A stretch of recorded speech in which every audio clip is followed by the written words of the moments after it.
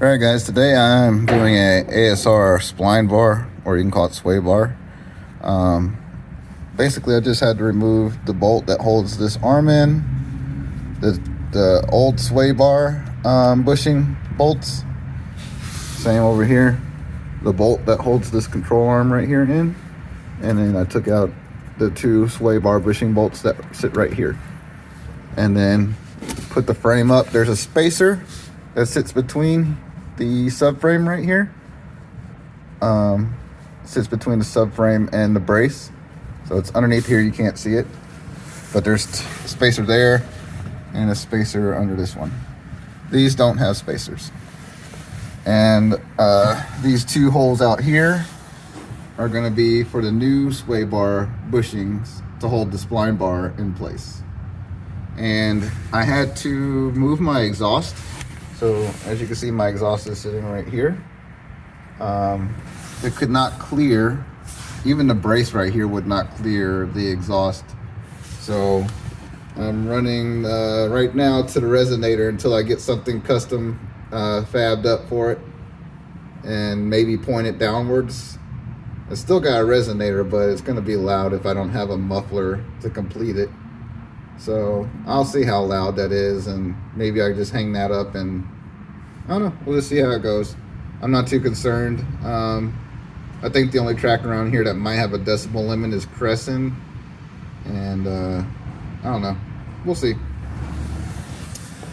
So now I'm going to hook up the spline bar, and I'll get right back with you guys.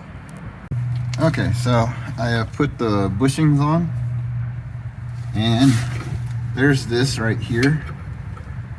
This package didn't really come with instructions for this part, so I'm guessing this I can tighten down on the bar. That way, when it tightens down the bar, it'll help prevent this from trying to slide on this side. Or the bar to slide, you know, like that. Not this right here. This will be tightened down on this, so it'll be got plenty of friction. But you know, just to kind of, I guess, to prevent this from sliding around, this will be tightened down on it. And same with this side.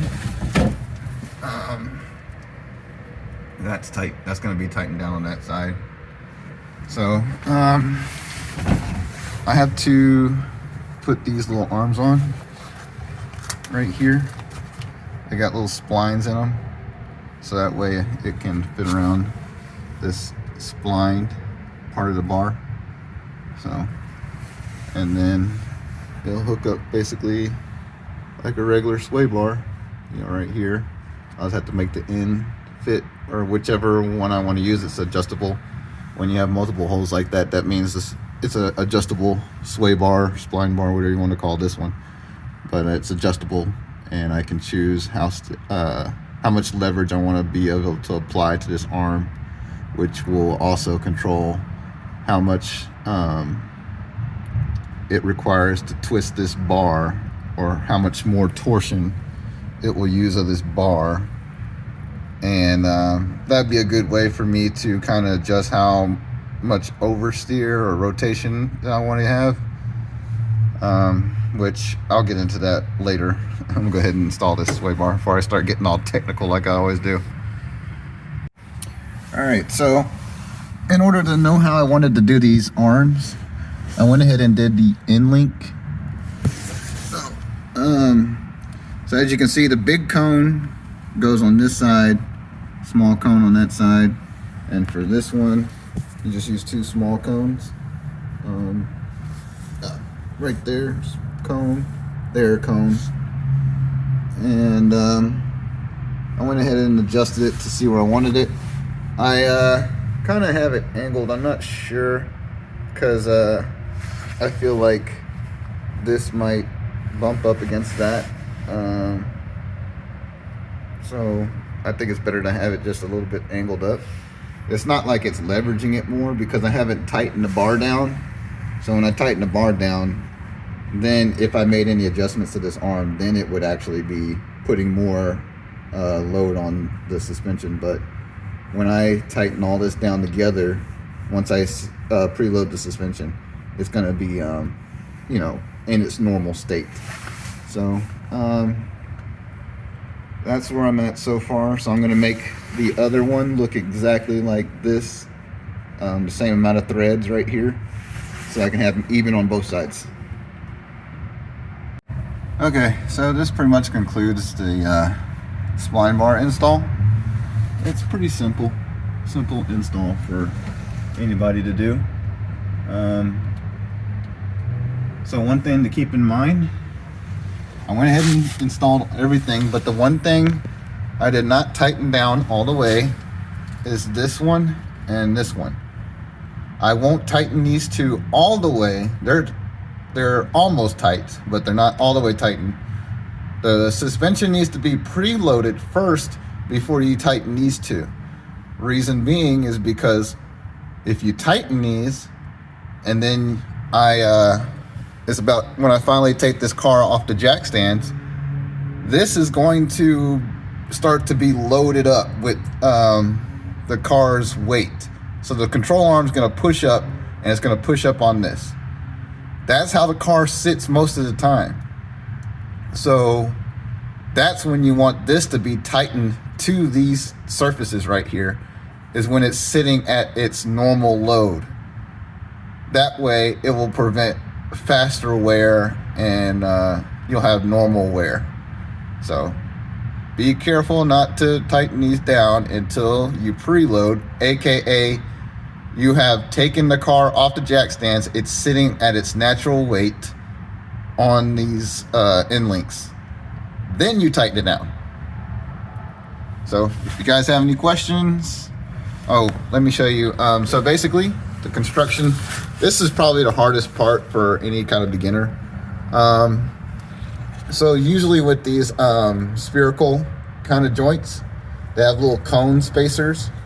You want the small diameter to go inside the cone, and like that. So that's how you'll do that. And down here, so the kit comes with self-locking nuts, as you can see. But what I wanted to show you was there's a bigger or fatter cone that sits right here. I'm guessing because this is a little bit thicker than this little piece on the control arm that holds the end link, maybe, I guess. So that's a little bit thicker on that side. On the side with the bolt head, same size cone spacer. So this is the only spacer, cone spacer that's thick, really thick. So, and then lock nut goes right here. Then you thread this male end to this female end right here. And then you use this nut to lock it in place. So. All right, guys. If you have any questions, just hit the comment section.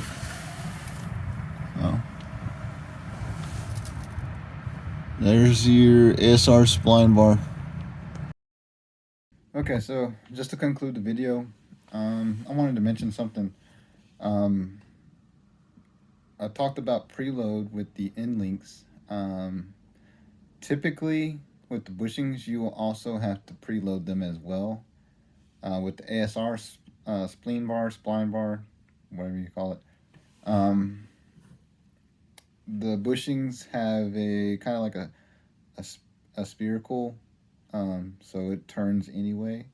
So it's not the same as the the bushing that actually has it's like just rubber or polyurethane or something like that, where there's a ton of friction between it that it has to twist in a bunch of friction. So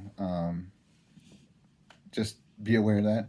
Also, where I attached the lower control arms in my video, the golden or whatever color hard race control arms I have, I actually need to undo those bolts when I lower the car back down, and then tighten them back up, because I want to preload those as well. Don't think those are probably as serious as like the bushings that are like, you know, tight fit, like a sway bar moving around inside of a bushing that's not meant or not, you know, um, doesn't have any lubrication or anything like that. It's just straight up friction. So be aware to preload before you tighten everything up. And about the spleen bar, as you can see, there was 3 holes. The one closest to the bar is going to be your stiffest setting. That's going to leverage the bar the most. The one furthest out, of course, is going to leverage it less. I'm keeping mine on the softest setting because I want to dial in how much rotation I want, starting with softest so I don't kill myself. I don't want to get out there and all of a sudden I'm like, you know, all kinds of stuff all over the place. So I always recommend starting on the softest setting and then, you know, stiffen it up as you need it, as you need more rotation and stuff like that. Like you need, you're not getting the rotation you need from weight shifting techniques, so get a little bit more from your spleen bar or sway bar, whatever you want to call it. So just wanted to go over those little things. Good luck.